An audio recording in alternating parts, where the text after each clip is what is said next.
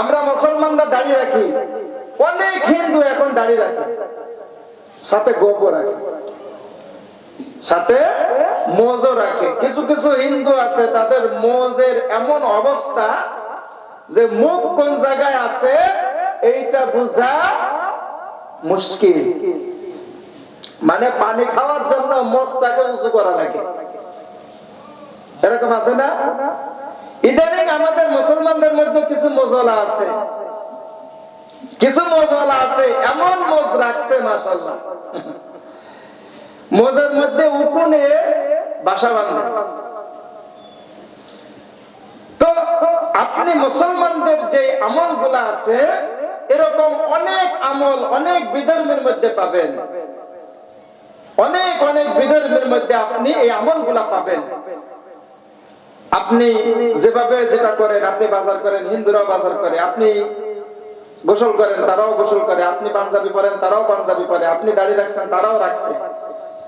অনেক ধর্মের আছে টুপি পরে, পাগড়ি শেরওয়ানি মাথায় দেয়, কিন্তু শুধুমাত্র একটা ইবাদত, যে ইবাদত আর কোন ধর্মের সাথে কোন গোত্রের সাথে মিলবে না। আপনার আমার মধ্যে মুসলমানের মধ্যে ফারাক তৈরি করে দেবে, ফাটল তৈরি করে দেবে একমাত্র নামাজ। মুআজ্জাজ হাজিরিন, এজন্য আমরা নামাজটাকে শক্ত করে ধরি। পারবো তো ইনশাআল্লাহ? আল্লাহ তাআলা আমাদেরকে তৌফিক দান করুন, সকলে বলে আমিন। মুআজ্জাজ হাজিরিন, রাসূলুল্লাহ সাল্লাল্লাহু আলাইহি ওয়াসাল্লাম বলছেন কিয়ামতের ময়দানে সর্বপ্রথম যে আমলটার হিসাব তোমাকে দিতে হবে সেই আমলটার নাম হলো নামাজ। আপনার কোন ইবাদতের হিসাব নেবে না যতক্ষণ পর্যন্ত নামাজের হিসাব আপনি না দিবেন। আউয়ালু মা ইউহাসাবু বিহিল আবদু ইয়াউমাল কিয়ামাতিস সালাহ, কিয়ামতের দিন সর্বপ্রথম যে আমলের হিসাব আপনাকে দিতে হবে সেই আমলটার নাম কি? নামাজ। আপনি যত কাজ করছেন কোন কাজের হিসাব আগে চাবেন না।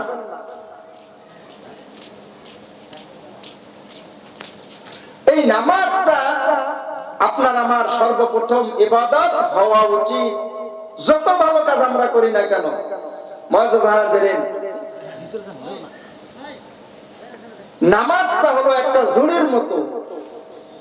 আপনার যখন নামাজ ঠিক হয়ে যাবে তখন আপনি যত নেক আমল করবেন আপনার ওই টুকরির মধ্যে জমা হইতে থাকবে, জমা হইতে থাকবে।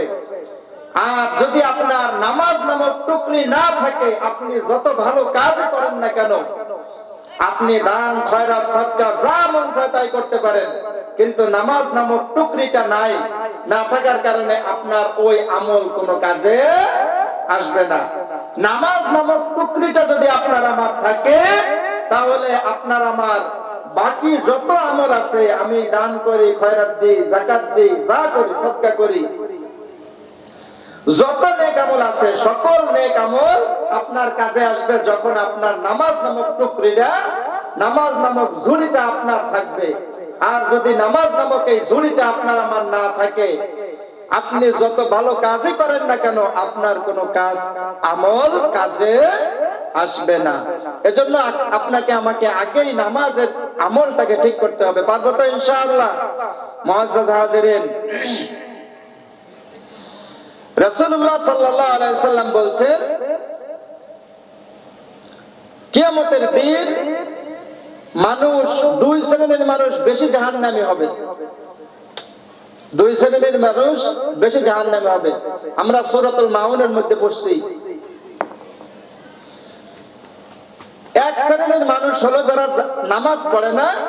দুই শ্রেণীর, দ্বিতীয় নাম্বার শ্রেণীর মানুষ হলো যারা এতিমকে গলা ধাক্কা দেয়, এতিমকে খাবার দেয় না, মিসকিনদেরকে খাবার দেয় না। এই দুই শ্রেণীর মানুষ বেশি জাহান্নামী হবে। এজন্য আপনার আমার যত আমলে আমি করি না কেন ভাই, আপনার আমার নামাজের আমলটাকে ঠিক করতে হবে। যদি নামাজের আমলটাকে ঠিক করতে পারি তাহলে আপনার আমার বাকি যত আমল আছে সব আমল কাজে আসবে ইনশাআল্লাহ। আল্লাহ তাআলা সবচেয়ে বেশি নৈকট্য অর্জন করা যায়। এই নামাজটা আমরা কিভাবে আদায় করব, কিভাবে পড়বো, নামাজের ফরজ কয়টা, ওয়াজিব কয়টা, সুন্নাত কয়টা, মুস্তাহাব কয়টা, এটা আমরা অনেকেই জানি না। আছে না ভাইরা আমার? এজন্য রাসূলুল্লাহ সাল্লাল্লাহু আলাইহি ওয়াসাল্লাম বলছেন, তলাবুল ইলমি ফরিদাতুন আলা কুল্লি মুসলিমিন ওয়া মুসলিমা। প্রত্যেক মুসলমান নরনারীর জন্য অতটুকু জ্ঞান অর্জন করা ফরজ করা হয়েছে, যতটুকু জ্ঞান অর্জন করলে আপনি এই যে ফরজ ইবাদতগুলো আছে, এই ইবাদতগুলো আপনি আদায় করতে পারেন, ঠিক কি না?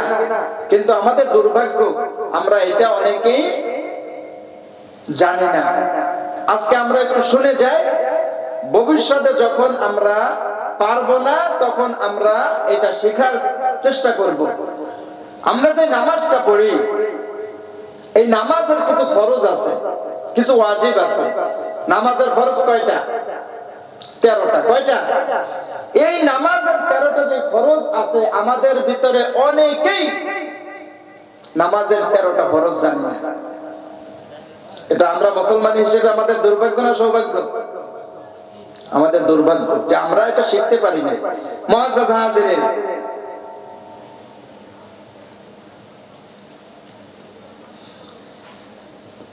এই নামাজের যে 13টা ফরজ আছে, এই 13টা ফরজ আদায় করার আগে আমাদেরকে সর্বপ্রথম যে কাজটা করতে হয়, এই কাজটার নাম হলো ওযু। ওযু করা লাগে না? নামাজের আগে ওযু করা লাগে কিনা? ভাই সাউন্ডটা একটু ঠিক রাখেন।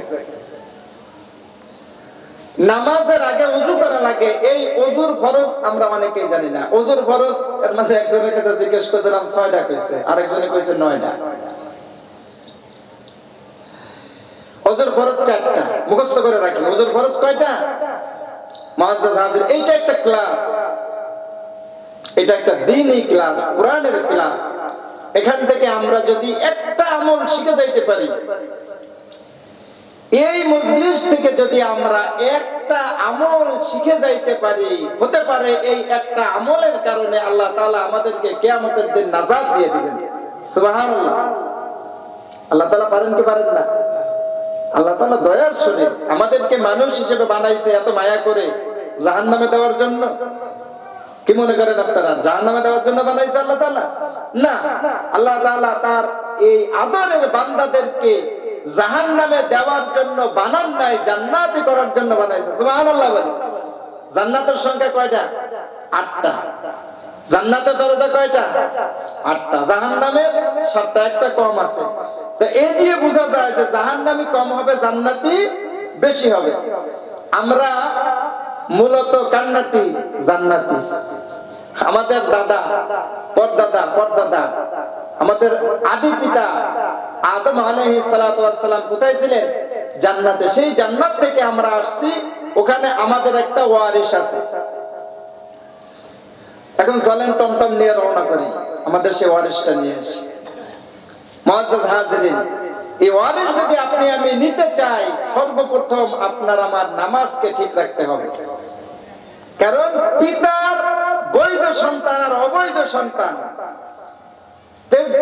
তেজ্য পুত্র আর আপন পুত্র, দুইটার মধ্যে পার্থক্য আছে না? যে পুত্রকে তেজ্য করা হয়, ওই পুত্র কোনো সম্পদ পায় না। আর যেই সন্তান পিতার বৈধ থাকে, ওই সন্তান পিতার হক, পিতার যে ওয়ারিশ আছে, এই ওয়ারিশ পায়। এখন আমরা দেখি, আমরা আদম আলাইহিস সালামের বৈধ না অবৈধ সন্তান? আমরা একটু চিন্তা করে দেখি। আদম আলাইহিস সালাম আমাদেরকে এই দুনিয়ায় আসার জন্য সহযোগিতা করেছেন। আল্লাহ তাআলা বলেন, আমি এই পৃথিবীতে মানুষ সৃষ্টি করব, খলিফা হিসেবে খলিফা নিযুক্ত করব এই পৃথিবীতে। আল্লাহ তাআলা চাইলে আমাদেরকে ধ্বংস করে দিতে পারতেন। আমাদের আগে অনেক সৃষ্টিকে আল্লাহ তাআলা ধ্বংস করে দিয়েছেন। এই পৃথিবীতে আমাদের আগে আরো অনেক বসতি ছিল।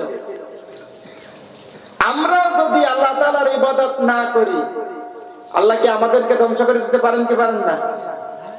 মুআজ্জাজ হাজিরিন, যে আল্লাহ আমাদেরকে এত মহব্বত করে ভালোবেসে বানাইলেন, আহা, সেই আল্লাহকে আজকে আমরা ভুলে গিয়েছি, একেবারে ভুলে গিয়েছি। মুআজ্জাজ হাজিরিন, যেই কথা বলতেছিলাম, নামাজে ঢোকার আগে আপনাকে আমাকে 4টা ফরজ ওযুতে করতে হয়। কয়টা ওযুর ফরজ? কয়টা? 4টা। মুখস্থ করি, বিশেষ করে মা বোন যারা আছেন মুখস্থ রাখেন। ওযুর ফরজ 4টা। 1 নম্বরে সমস্ত মুখ ধৌত করা। 1 নম্বরে সমস্ত মুখ ধৌত করা। 2 নম্বরে 2 হাত কোণে সহ ধৌত করা। এই 2 হাত কোণে সহ ধৌত করা। এখন অনেকে আছে নতুন যারা ওযু করে, তারা বুঝে না কতটুকু ওযু করতে হবে, এইটা অনেকেই বুঝে না, যার কারণে ওযুটাও সহি হয় না। আপনার চুলের গোড়া থেকে শুরু করে থুতনির নিচ পর্যন্ত আপনার মুখ, মুখের পরিধি কতটুকু? চুলের গোড়া থেকে থুতনির নিচ পর্যন্ত আপনার আমার মুখ। এই কান থেকে এই কানের লতি পর্যন্ত আপনার আমার মুখ। এর মধ্যে যদি কোনো জায়গা শুকনা থাকে, ওযু হবে? হবে না।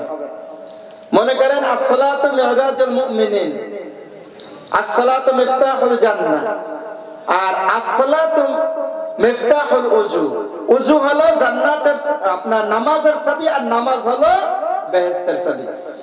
এখন আমরা নামাজ পড়ি, বেহেশতের চাবি আমরা নামাজ পড়ে আদায় করতেছি। কেমন জানেন? কিছু চাবি দেখবেন ঘষতে ঘষতে দাঁত থাকে না, এরপরে ঘুরাইলেও ঘুরে না, আছে না? আপনি যদি নামাজের চাবিটা যেটা আছে, আমাদের নামাজের চাবিটা হলো ওই দাঁত ভাঙা চাবির মতো, ঘুরাইলেও খুলবে না। কারণ আপনার নামাজে যে ঢুকলেন, আপনি এই নামাজে ঢোকার আগে ওযুর ফরজটা আপনার হয় না। ওযুর কোন একটা ফরজ আপনার হইল না, ওযুটা আপনার হইল না, ওই নামাজ কি ঘাটালা চাবি হবে? মনে করেন নামাজের যে চাবিটা 5টা ঘাট আছে, 5টা ঘাটের এই 4টা ঘাট আছে, 4টা ঘাটের একটা হলো আপনার মুখ ধোয়া। এখন মুখের এক পাশ খালি থাকলো, শুকনা থাকলো, তাহলে কি আপনার ওযু হইল? একটা ঘাট বেঁকা হইল, মোট দিবেন, খুলবে না। বুঝছেন তো? এজন্য ওযুর সর্বপ্রথম যে ফরজটা আপনাকে আমাকে আদায় করতে হবে, সেটা হলো সমস্ত মুখটাকে আপনাকে ধৌত করতে হবে। 2 নম্বরে আপনাকে আমাকে যেটা করতে হবে, সেটা হলো 2 হাত, এই যে কনুইটা আছে, এই কনুইটা সহ ধৌত করতে হবে। শীতের দিন কষ্ট হয় না? শীতের দিনে ওযু করতে কষ্ট হয় কিনা? মুআজ্জাজ হাজিরিন, যারা শীতের দিনে ওযু করে নামাজ পড়বে, তাদের ব্যাপারে রাসূলুল্লাহ সাল্লাল্লাহু আলাইহি ওয়াসাল্লাম পুরস্কার ঘোষণা করেছেন, মান সাল্লাল বারদাইন দাখালাল জান্নাহ। সুবহানাল্লাহ বলেন। রাসূলুল্লাহ সাল্লাল্লাহু আলাইহি ওয়াসাল্লাম বললেন, যেই ব্যক্তি 2 শীতের নামাজকে আদায় করলো, আল্লাহ তাআলা তার জন্য জান্নাতে প্রবেশ করায় দিলেন। সুবহানাল্লাহ। এজন্য শীতের দিনে একটু জায়গা শুকনা থাকে, ভিজতে কষ্ট হয়, একটু লাড়াচাড়া দিয়ে আমরা একটু ধুয়ে নেব ইনশাআল্লাহ। 3 নাম্বার ওযুর যে ফরজটা আপনার আমার আছে, সেটা হলো মাথা মাসাহ করা। মাথা মাসাহ করা, মাথার কম করে 4 ভাগের 1 ভাগ যদি আপনার মাসাহ না হয়, তাহলে আপনার আমার ওযুটা হবে না। 4 নম্বরে যে ফরজটা আপনাকে আদায় করতে হবে নামাজে ঢোকার আগে, সেটা হলো আপনাকে 2 পা টাকনু সহ ধৌত করতে হবে। টাকনুর পিছনের সাইড ধুইতে কষ্ট হয়, এজন্য একটু ডলা দিয়ে পানি ঢুকাই দেব। আঙ্গুলের মধ্যে আঙ্গুল খেয়াল করা সুন্নাত। দেখেন, এই ওযুর আগে 3টা সুন্নাত। ওযুর আগে কয়টা সুন্নাত? 3টা সুন্নাত ফিট করা হয়েছে। মনে করেন, সর্বপ্রথম আপনি হাত ধুইলেন, পানি দিয়ে ওযু হওয়ার জন্য পানিটা 3টা গুণ বা 3টা বৈশিষ্ট্য থাকতে হয়। আপনি যেই পানিটা দিয়ে ওযু করবেন, এই পানিটা দিয়া ওযু করার যোগ্য কিনা, এইটার জন্য 3টা সুন্নাত ফিট করা হয়েছে। এই 3টা সুন্নাত আদায় করলেই আপনি বুঝতে পারবেন যে এই পানিটা দিয়ে ওযু হবে কি হবে না। সুবহানাল্লাহ বলে। এমন কোন সুন্নাত রাসূলুল্লাহর নাই যে সুন্নাত উম্মতের জন্য রহমত স্বরূপ দেওয়া হয়নি। আপনি হাত ধুইলেন, হাতটা ধুইলেন যখন, পানির রং, গন্ধ, স্বাদ, তিনটা জিনিস লাগে। রং, গন্ধ এবং স্বাদ। এই তিনটা জিনিস যদি পানির না থাকে, কোনো একটা না থাকে, ওই পানি দিয়ে ওযু করলে ওযু হবে? এখন পানিটা কেমন? আপনি হাত দিয়া যখন পানিটা দিয়া হাত ধুইলেন, পানিটা গাঢ় না পাতলা? আপনি একটু চিনি মিশাই দিয়ে দেখেন পানিতে, আপনার হাতটা যখন দিবেন পিছলা পিছলা লাগবে, লাগে না? একটু চিনি মিশাইছেন, হাত পিছলা হয়ে যায়, বোঝা যায় পানিতে সমস্যা আছে। আপনি হাত দিয়া ধুইতে বুঝতে পারলেন না, যখন আপনি নাকে দিবেন, মুখে দিবেন, হাত ধোয়ার পরে আমরা কি করি? কুলি করি না? কুলি করলে জিহ্বায় এমন একটা রাডার আল্লাহ তাআলা ফিট করেছেন, জিহ্বা নামক রাডার, যার ভিতরে হাজার হাজার স্বাদ আল্লাহ তাআলা নিযুক্ত করে দিয়েছেন। সুবহানাল্লাহ বলে। এই জিহ্বাটা যে রাডার আল্লাহ তাআলা দিয়েছেন, এইটার শুকরিয়া যদি আমরা কিয়ামত পর্যন্ত করি তাও শেষ হবে না। সেকেন্ডের মধ্যে, সেকেন্ডেরও কম সময়ের মধ্যে জিহ্বা আপনাকে রিজাল্ট দিয়ে দিবে পানিটার স্বাদ, গন্ধ, রং ঠিক আছে কিনা। মুআজ্জাজ হাজিরিন, এরপরে গন্ধ ঠিক আছে কিনা, নাকে পানি দিলাম, এই নাকে পানি দেওয়ার সাথে সাথে আপনার এই সুন্নাতটার মাধ্যমে আপনার পানির যে তিনটা গুণ বর্ণনা করা হয়েছে, এই তিনটা সুন্নাত দিয়া সেই তিনটা আপনি পেয়ে যাবেন। তাহলে ওযুর ফরজ কয়টা পাইলাম? 4টা। 1 নম্বরে সমস্ত মুখ ধৌত করা, 2 নম্বরে 2 হাত কনুই সহ ধৌত করা, 3 নম্বরে মাথার 4 ভাগের কম করে 4 ভাগের 1 ভাগ মাসাহ করা ফরজ। আপনার যদি না হয় আপনার ওযু হবে না। 4 নম্বরে 2 পাও অবশ্যই টাকনো সহ ধৌত করতে হবে। টাকনো সহ ধৌত করলেন না, ওযু হবে না। নামাজের চাবি কিন্তু, ওযুর চাবি কিন্তু হবে, কিন্তু নামাজের চাবি হবে কিন্তু ঘাট ছাড়া। এখন ঘাট ছাড়া চাবি দিয়ে আপনি খুলতে পারবেন কিনা এখন নিজে বিবেচনা করে দেখেন। এখন আমরা আসি নামাজের যে ফরজগুলো আছে, এই ফরজগুলো আমাদের একটু আলোচনা করা দরকার। মুআজ্জাজ হাজিরিন, নামাজের ফরজ কয়টা বলছিলাম? 13টা। কয়টা মুখস্থ করি? কয়টা? এটা কোরআনের ক্লাস, এখানে মুখস্থ করবেন না তা ভাই কোন জায়গা করবেন আপনি?